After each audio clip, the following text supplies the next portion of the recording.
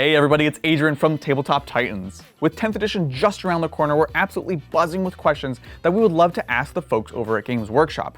Now, we were recently actually granted the opportunity to sit down with Stu Black, who is the Warhammer 40,000 studio manager, and ask these very questions. We were joined by some other channels which you may have heard of before, including Tabletop Tactics, Vanguard Tactics, Mini Wargaming themselves, and our good friends over at PlayOn. Adrian, here's a great gift for you. 9th edition codex, so useful. Oh gosh. Oh, thanks Nick, I appreciate that. It's good, it's good. Weird. Anyways, definitely join us for the interview. We're gonna ask some fun questions of Stu, including some which you probably didn't expect us to ask. All right, well, I'm super excited today to be joined by the amazing Stu Black. How you doing, Stu? Very good, thanks. Thanks for having me. For those of us who aren't familiar, tell us a bit about who you are, what you do at Games Workshop. Yeah, sure. So I'm the 40K studio manager. So I have the privilege of looking after the games developers, the background writers, artists, graphic designers, photographers who go into making the amazing game that is Warhammer 40K. Awesome. So you're kind of the glue that brings everything together. Well, thank you so much for joining us. Really appreciate it. And we're excited to get a bit of insight from you about the process and the state of the game. So the first question I have is, obviously the game is going to be very much changed. How do you think the pacing of the game itself is actually going to change going into 10th edition? Yeah, so I think that there's almost so many things that have changed, so many variables. It's quite hard to predict kind of what it will be like in the wild. I think the game plays a bit quicker. I think each turn has slightly more impact. I think quite often in previous editions, the first and second turn were probably the most important. And we've really tried with the mission design to kind of spread out the fun over the course of the game. Things like the gambit mechanic really kicking in the late game should really kind of change that pace a little bit. First turn and second turn are still really important. It's where a lot of the positioning happens. You're going to set up your particular kind of attack patterns or particular lines that you're going to kind of pursue across the board. But I think the pacing will feel different, particularly if players choose to use the tactical missions from the mission deck. People will know we've kind of merged together the best of the kind of Tempest of War play style to the more traditional GT mission pack. And we think we've ended up in the best of both. And Tempest games tend to have a different tempo to them to a GT game. And you can have one player playing fixed and one player playing tactical. So I think you'll get some really interesting games that kind of aren't over until the very end. Yeah, I'm very excited for that, and excited to kind of see what we can take from Tempest going into the more competitive scene, because there's a lot we love here about that on the channel, and I think it's going to shake up a lot of things for the better.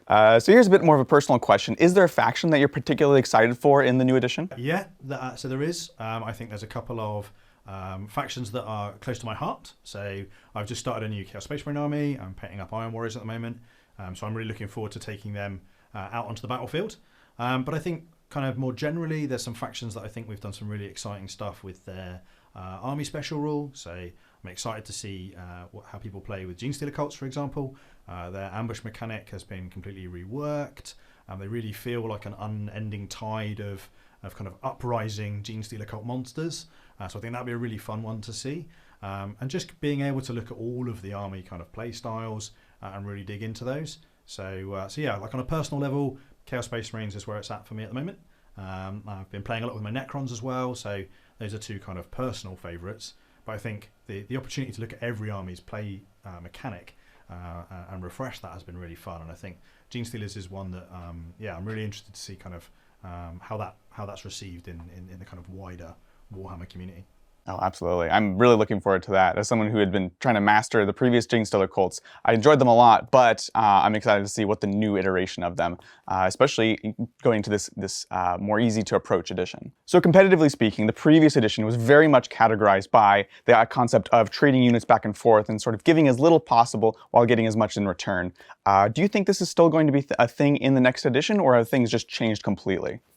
So I think a bit of both. I think that's still a perfectly valid tactic. Essentially the game is still about taking and holding objectives, controlling the board, and being able to control the tempo of that through trading units is still definitely a thing. I think one of the things that has changed is that because you've got a much wider variety of secondary objectives, and those secondary objectives can be scored in different ways, I think that might change some of the decision making that players have when they're looking at some of those trades. I think the decrease in lethality across the game as well will change some of that kind of trading mechanic where, you know, you pretty much in previous editions you can guarantee that you'll remove an enemy unit, and I think players will find that much harder. So people will have to think a little bit more about how do I take that objective. I can't necessarily just blast the enemy unit off it. It might take me several turns to do that. Players will have to make sure they've got the right tools. So we've really pushed apart things like infantry and battle tanks. We've tried to make sure there's not a tool that does both. So people are going to need to think, how am I going to deal with heavy armor? Maybe I need some dedicated anti-tank units, because if a tank parks on an objective, dealing with that's going to be a very different proposition to an infantry squad. So I think that will make a change. And then I think the third thing that will change that is battle shock. So at the moment, in effect, to take that objective off your opponent, you either need to remove their unit or certainly outscore them in some way with maybe objective secured unit or something like that. Whereas actually in the new edition, battle shock gives you a set of tools where you can degrade that unit's ability to hold the objective without removing it. And some of the timing around those will be really interesting, to do with things that battle shock enemy units out of sequence. Will really interact with how secondaries are scored. So I think there's a lot of interesting play for kind of more competitive players to really be thinking about a wider set of tools in their toolbox, so not rather than just that simple, like I say, kind of trading backwards and forwards and being really efficient at that. I think there'll be lots of other ways to take and hold objectives. Yeah, I'm so glad you mentioned Battle Shock, because that really adds another dimension to the game where we can kind of play with this additional knob, or this additional variable, which is going to be another kind of puzzle to solve. So one of the coolest things about the new edition is the concept of these different detachments that provide wholly different sets of rules. What could we look forward to in terms of detachments in the upcoming codexes? So it's a really good question. So what we've tried to do in the index is every index will contain the data sheets for that faction and one detachment. And a detachment effectively gives you an kind of additional army rule, a little bit like a sub-faction rule would have been in previous editions, as well as a small set, normally 6, of stratagems, and some enhancements, which are effectively a combination of like warlord traits and relics from previous editions. So every index comes with one of those, so we have a level playing field. Everyone has the same kind of amount of rules at any one point in time. And when we get to codexes, what that gives us an opportunity to do is kind of expand that sideways. So the index detachment tends to be your kind of combined arms version of that faction. So the Tyranid one, for example, the detachment in the index is all about the whole Tyranid army working together. So big monsters, little monsters, sneaky monsters, all kind of combined into one force. When we get to the codex, we'll be able to explore some slightly different archetypes. So things like the Crusher Swarm, the kind of monster mash. Some Tyranid players just really want to just put all the big monsters on the battlefield, and that's something that could have its own detachment, and those stratagems and enhancements will then kind of lean into and interact with big monsters. So it won't restrict you. It won't say you can't have little things, you can't have termagants, you can't put lictors in it, but what it will do is really encourage that particular archetype or that particular play style. So you can imagine there being the Monster Mash, there could be an Infiltration Swarm one, which is all about lictors and gene stealers and the kind of sneaky creatures that make up the Tyranid Swarm. So what the Codex will introduce is some choice for players of that faction as to which kind of direction they want to take their collection. It's worth saying that those won't be tied to a particular sub-faction per se. So it won't be that like Leviathan has Crusher Swarms and a different High Fleet has a different archetype. We really want to enable players to be able to access all the rules content in their codex and pick a playstyle that suits them. And that might be they want to collect down a particular kind of theme, or it might be like, so I've got about 10,000 points of Space Marines painted now, and so I get the opportunity to field a whole biker army or a tank heavy army or a first company force, rather than trying to pretend that maybe they're Iron Hands or they're White Scars to access that rules content. So we're trying to get the balance right between that kind of those themes or archetypes and play styles and the kind of traditional sub-factions that have represented that. It's still really important that kind of your army can feel like a White Scar army, or it can feel like a Crusher Swarm. Those are really important kind of archetypes. So that's the majority of the codexes from a detachment point of view. They'll also include Crusade content and Combat Patrol as well. Absolutely, and so exciting from all kind of levels of the game. It really ties in the creative and hobby aspects where we can kind of paint the armies however we want. As you mentioned, you don't have to paint your army as Leviathan trying to predict what that might be, you know. And I'm a fist player, but Imperial Fists do use bikes, so if there's a bike detachment, this might be their kind of outrider wing of that. So very exciting. Yeah, very much so. You take Imperial Fists, you know, Lysander, captain of the first company, be great to be able to field him with a whole army of Terminators. Yes. Something that, you know, you'll be able to do in the future. So here's a question for you. What's something that you won't miss about 9th edition? Again, what a great question. So 9th edition was super successful. We're really pleased with it. You know, we were just talking earlier today. I think there's been over 1 million games played at events in 9th edition that we know of. And, you know, we don't know about all the events in the world. So super popular, super fun. We really wanted to make it accessible. You could do whatever you wanted with the game. So there was loads of freedom. And I think that came with some costs. So the fact that you could do anything meant that there was a lot of stuff out there that you kind of needed to understand. So some players ended up in a place where it kind of felt a little bit dense, and there was quite a lot to try and understand.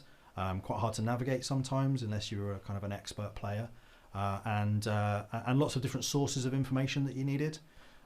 So yeah, I think 9th edition was very successful. I think trying to streamline that down and make it a little bit more easy for people to hold the stuff that they need to know in their head, both about their own army but also about their opponents. You know, it was could be quite difficult at times to understand what an opponent's army was going to do.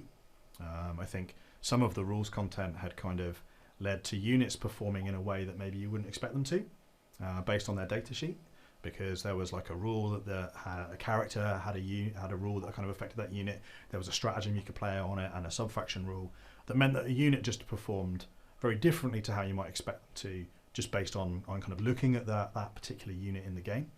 And what we've really tried to do in the new edition is make sure that you should be able to look at an enemy unit and have a good guess at kind of how powerful it is and roughly what it's going to do, without necessarily having to know every data sheet in the game.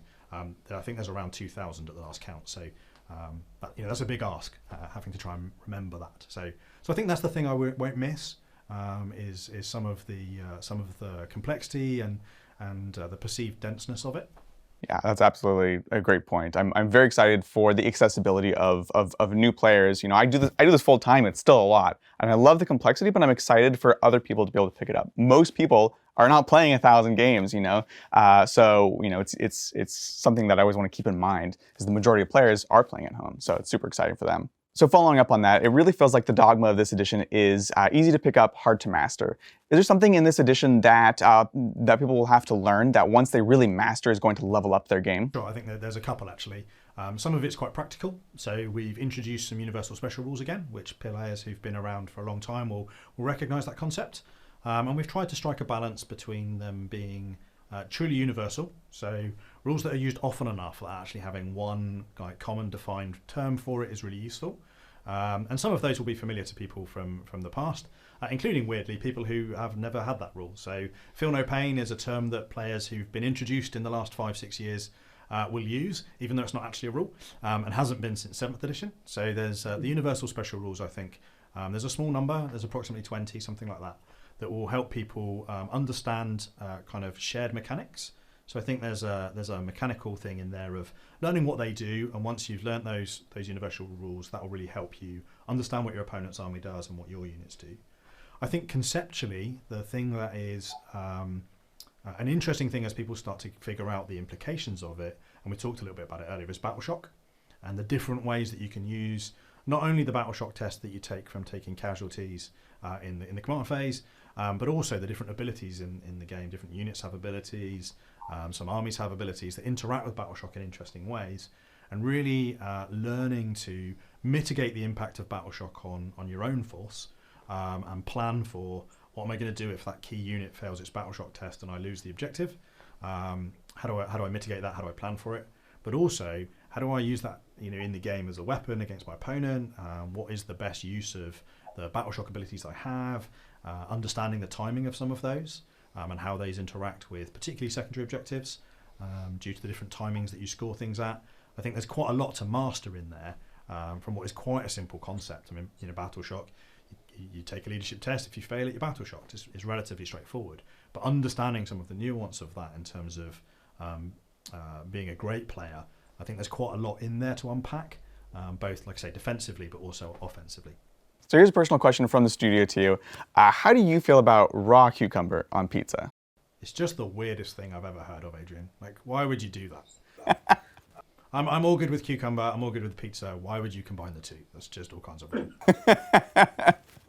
Well, I'm glad to hear that, but I don't know how John's going to feel about it. That's probably the most important thing we're here to discuss today, Stu. So thank you for pitching in on that. That should be the title of the video, right? Yeah.